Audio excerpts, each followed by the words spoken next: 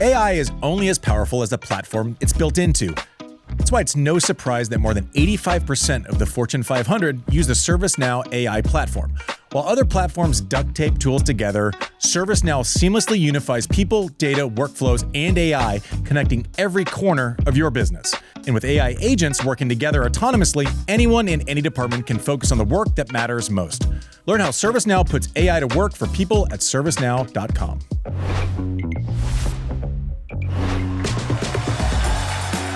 Hey everyone, Jon Wertheim here. It is day 2 from Roland Garros. This is Quick Serve. It is brought to you by our friends at ServiceNow. Andy is traveling, so I am going to run through today's results. We'll have a little trivia. We'll have a stat. We'll spin forward to day 3, the last day of round 1. And then for those who care, I will run through some of this player protest for more prize money. This seems to be generating a fair amount of interest from hardcore fans. I suspect other fans would just rather talk about match results. So you can click out. We'll do the match results first and run through today. It was a really hot day. I feel like this is one of those days where the time of match was almost as essential as the tally on the scoreboard. Kind of just a hot, sweaty, sticky day. Some players, Frances Tiafoe is one example, who actually quite relished these conditions. Other players faded. Let's just run through the results. We'll do some matches on the men's side as well. Casper Ruud, former finalist here twice, who some people, Andy Roddick, thought would get to the final, had a real scare, a very strange match for Casper Ruud.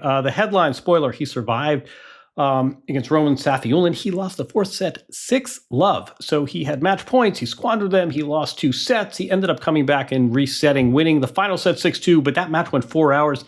Bottom line, he got the win. Not probably the day at the office that Casper Ruud would have wanted. Let's just run through scores here. Gael Monfils is on court as we speak. This could be his final match at Roland Garros. We'll talk about him regardless tomorrow. I know Andy has a lot of thoughts.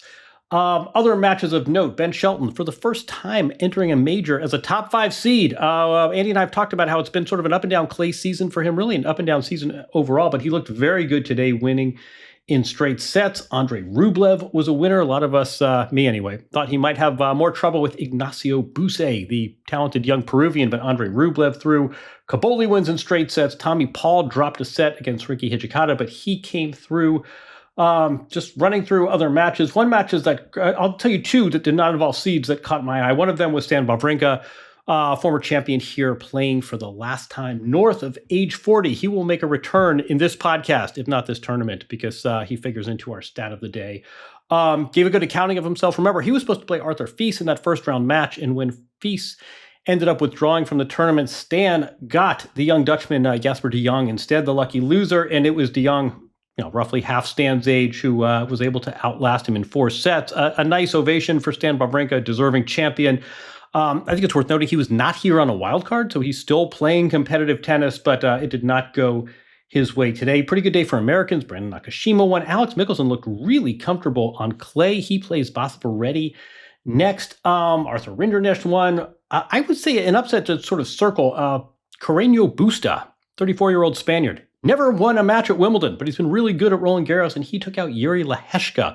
That, I think, is a significant upset. Leheshka playing pretty well on the clay, but also note that really opens up the draw for Rafa Hodar, who won handily. Keep in mind, too, that is the Taylor Fritz pocket. He was eliminated yesterday by Basaparetti, so it was a big day at the office for young Rafa Hodar, the Spanish on the come-up. And then I'm not seeing this result here, but I'll talk about it anyway.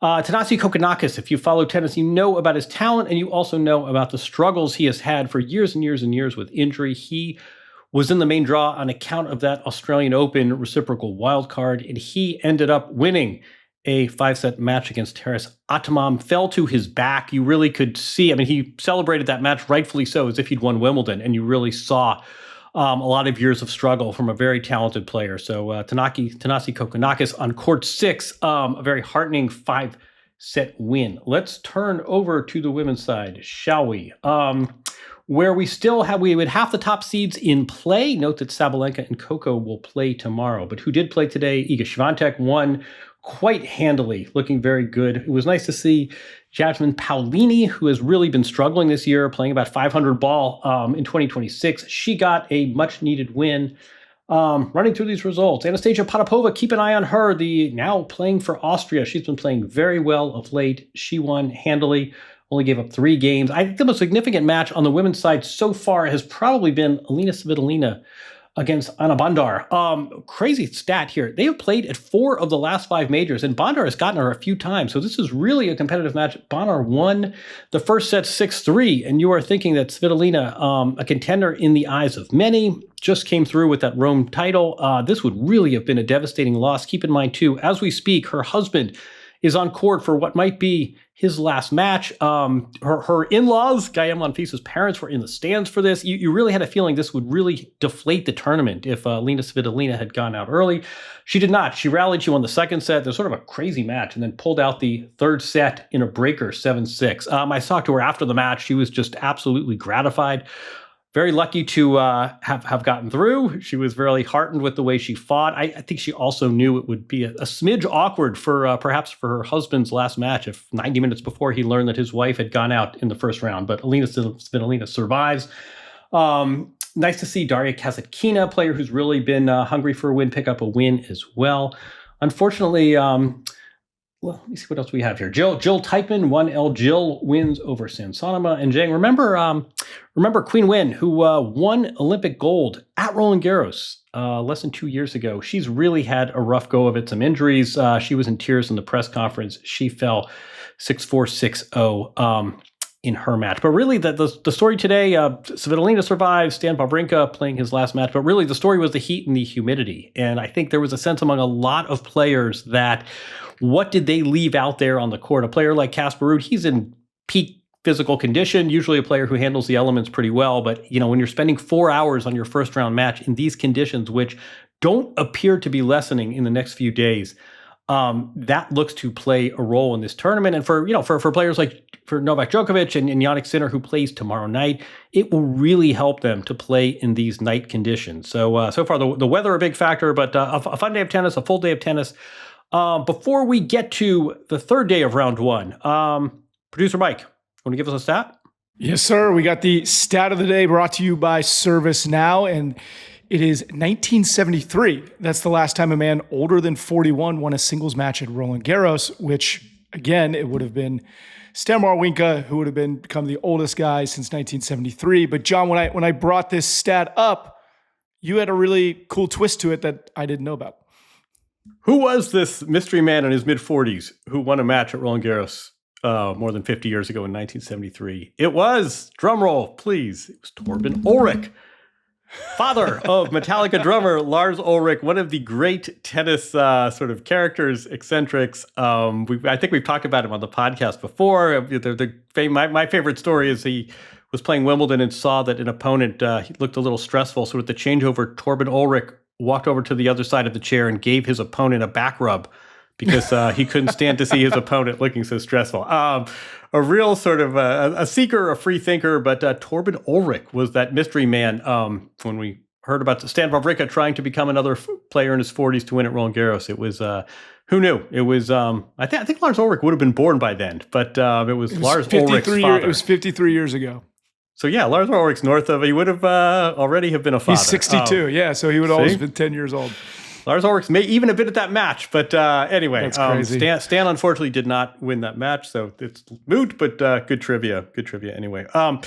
Let's look at Tuesday, shall we? As I grab my paper with the schedule printed out, Aryna Sabalenka, the top seed and the favorite in the eyes of many, finalist last year, she gets going. This could be a tricky match. She plays Buzos Monero, the sort of Spanish grinder who knows her way around a clay court. It's also had some nice big wins at majors before. That'll be an early test for Sabalenka. I don't think she'll lose that match, but that'll get her right into the tournament. Medvedev plays as well, a player that some people, I can't remember. I think I picked him. Who some people have getting all the way to the final.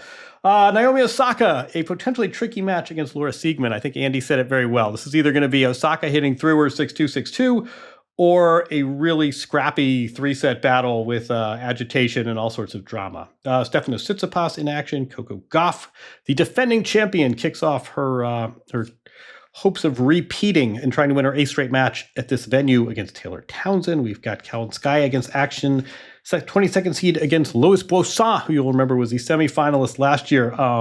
And then Sinner gets going against Tabor, the French wildcard. Felix Auger-Aliassime, the 4th seed, against dangerous Daniel Altmaier. Some people even have that as an upset pick. I think I did. Other matches of note, Iva Jovic against Alex Ayala is a good tasty match against 2 players on the come up.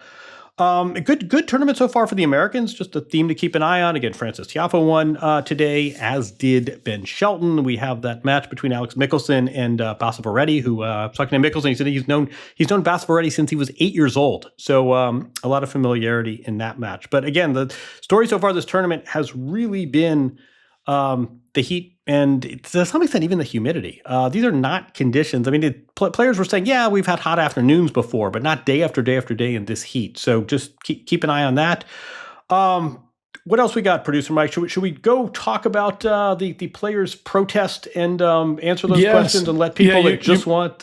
You're on the ground there, so you said that you've talked to some people in person and you kind of have a little bit of a fresh take on it, right? Yeah, I'll just riff through it. Again, if you don't care about tennis politics and tennis prize money distribution, it's been great having you listen. Enjoy day 3. I do know, though, this generated a lot of interest among fans. I mean, just on social media and chatter, and I figured I would just kind of go through it and sort of FAQ it. You'll remember that last week, most of the top players got together and essentially, in a rare show of unity, basically said, as a form of protest, look, we're not going to boycott this event, but as a symbolic protest, we are going to limit our media time to 15 minutes. Why 15 minutes? Again, symbolism. By the reckoning of the players, 15 is the percent of prize money that they receive from the gross revenue of majors. I think a little history is important here. Last year, a group of players, including Sinner and Sabalenka and Casper Ruud, I believe Coco was part of this, quietly met with the tournament. And what I heard was that the tournament sort of said all the right things, and we value you as partners, and we'll keep it under consideration. And not only did nothing happen, but in 2026, the percentage of revenue that goes to prize money was actually lower. As a raw number, the prize money was higher, but as a function of revenue, it actually went down. And that really, Sinner, I mean, I've been told by multiple sources, Jannik Sinner in particular, has felt disrespected by the way this whole thing has gone down. So the players got together and they made this symbolic stand. This was only a one-day protest. It wasn't a boycott. It wasn't a media blackout, but it was a symbolic gesture, and I think it showed some unity on their behalf. 15%. They would like to get to 22%. They have a plan to graduate that in 5 years. So this isn't overnight, but sort of it's 16.5 next year, and it keeps going up. Why 22%? That is the percent of gross revenue that the players get in prize money at the mixed events. So they sort of thought that was the closest comparison. We've spoken sometimes about it in the NBA, it's 50-50, and that's sort of a tantalizing discussion, but it's really apples and oranges. Players are independent contractors and not employees.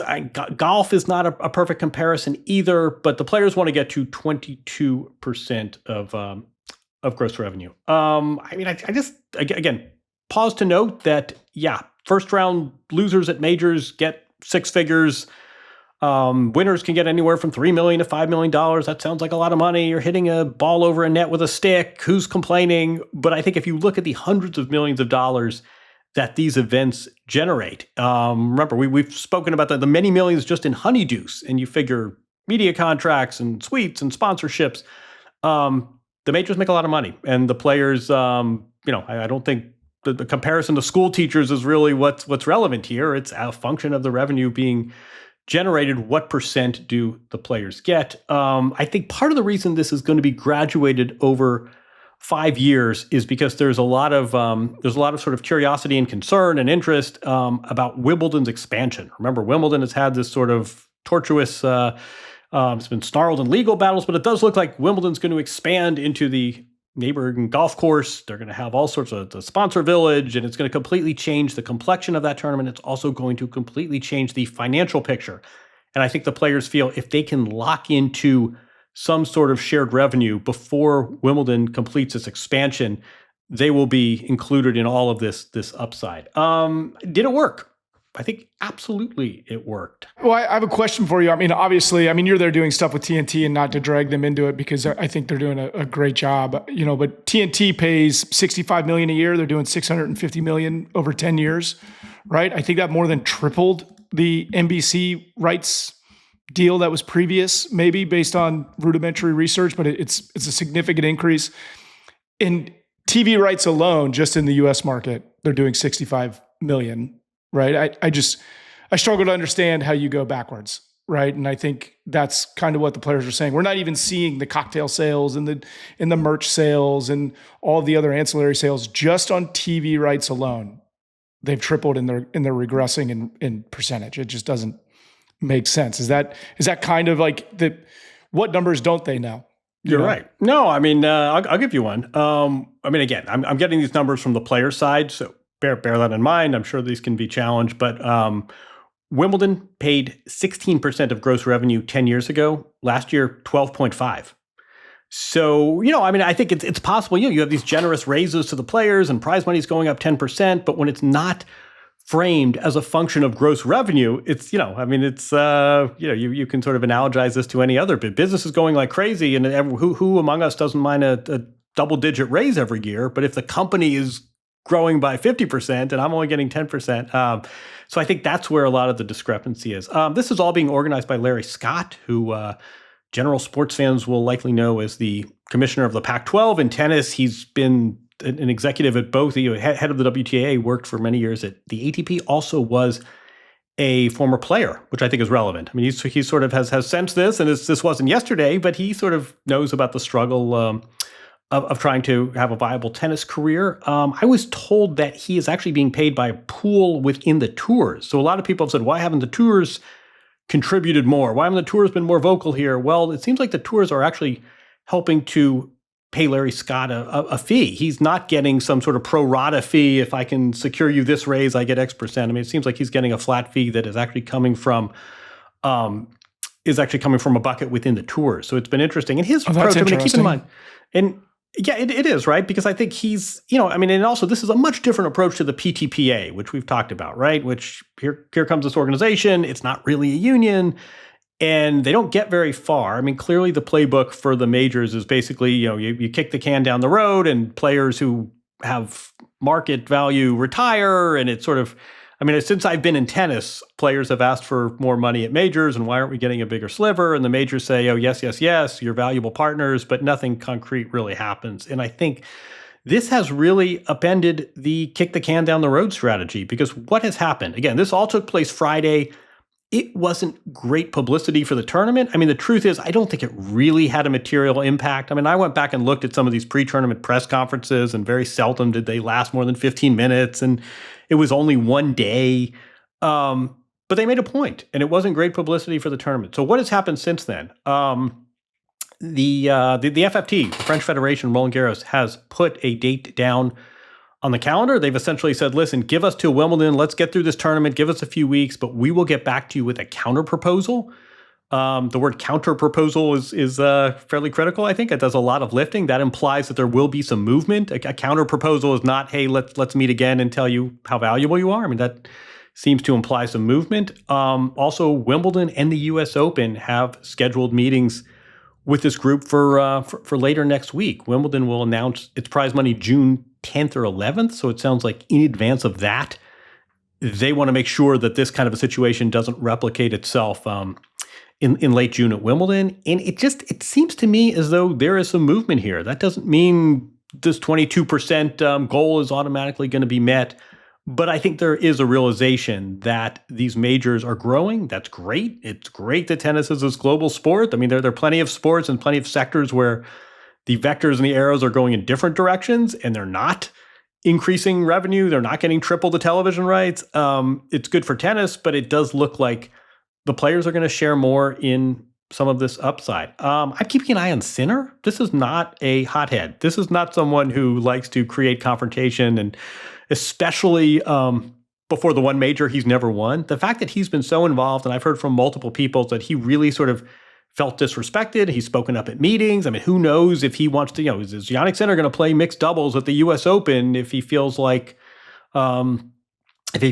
this, he's still being disrespected? I don't know. But there's I get it. There are a lot of fans, very understandably. I just want to know who's winning the tennis matches and who's advancing to the next round. But I think if you follow sports and social issues and the culture of the tour and this dynamic between players and big tournaments that are making a lot of money, I think this was a really significant week. And I think the players, without boycotting, look, a boycott's never going to happen. And I think everyone kind of sort of knows that. But this kick the can down the road and tell the players to be happy with $100,000 in a fancy gym, that doesn't seem like it's going to happen either. So I think this is all quite healthy. But I think this is really actually, potentially anyway, a pretty significant week for player empowerment in tennis. We could go much further on this, but I think it's any other headlines for tomorrow, JW. What are you focused on tomorrow? Are you going to see? The heat's going to hold on for another few days, right? Yeah, you look at your weather app, and again, it wasn't like this even a week ago. And I think a lot of players, you were saying how cold it was. Exactly, players were playing qualifying matches in full sweats. You'd wake up and it would say, it's 46, feels like 41.